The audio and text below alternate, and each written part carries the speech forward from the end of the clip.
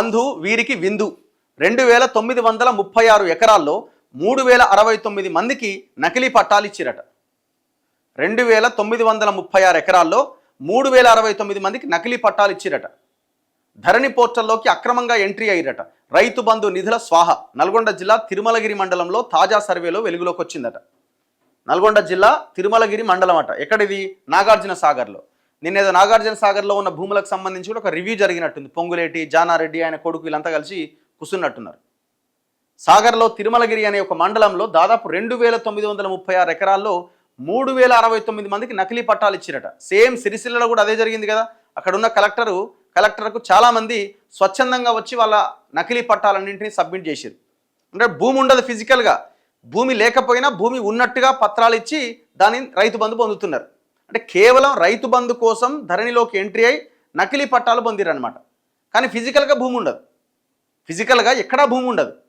కాకపోతే రైతు బంధు కావడానికి ఏం కావాలా? ధరణిలో ఎంట్రీ కావాలా. ఆ ధరణిలో ఎంట్రీ చేస్తారు. నీకు భూమి ఉందా? ఎన్ని ఎకరాలు? 5 ఎకరాలు ఉంది. ఉందా? ఉంది. ఏడుంది? తెలియదు.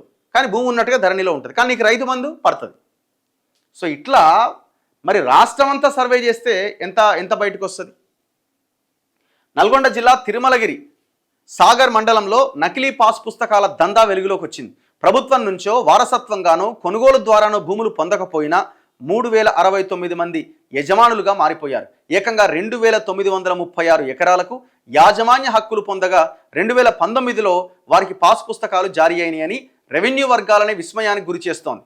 ఇటీవల ప్రభుత్వం ఈ మండలంలో నిర్వహించిన ప్రయోగాత్మక సర్వేలో నకిలీ పట్టాల దందా వెలుగులోకి వచ్చింది.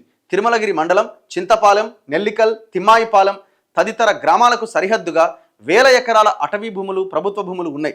వీటిలో కొన్ని చోట్ల పలువురు సాగు చేసుకుంటున్నారు. సాగులో లేకపోయినా కొందరు తమ పేర్లు రెవెన్యూ రికార్డ్స్లో నిక్షిప్తమయ్యేలా చక్రం తిప్పారు.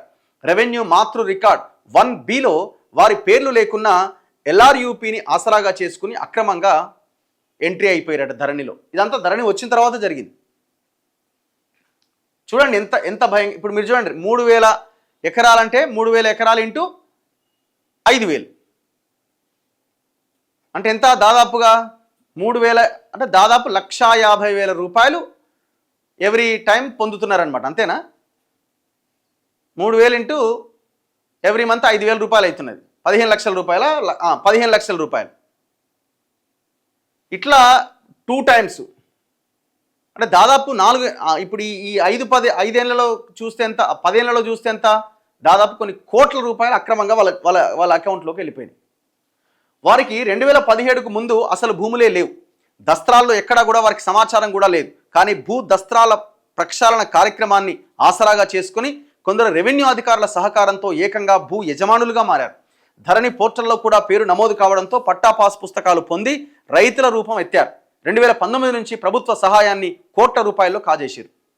2019, 20, 21, 22, 23 అంటే 5 ఏళ్ల పాటు అంటే కోట్ల రూపాయలు వాళ్ళ ఖాతా. ఇప్పుడు ఒక మండలంలో పరిస్థితి ఇది. మరి రాష్ట్రంలో ఉన్న ఇన్ని వేల మండలాల పరిస్థితి ఎంత భయంకరంగా ఉందో ఒక్కసారి ఆలోచించండి.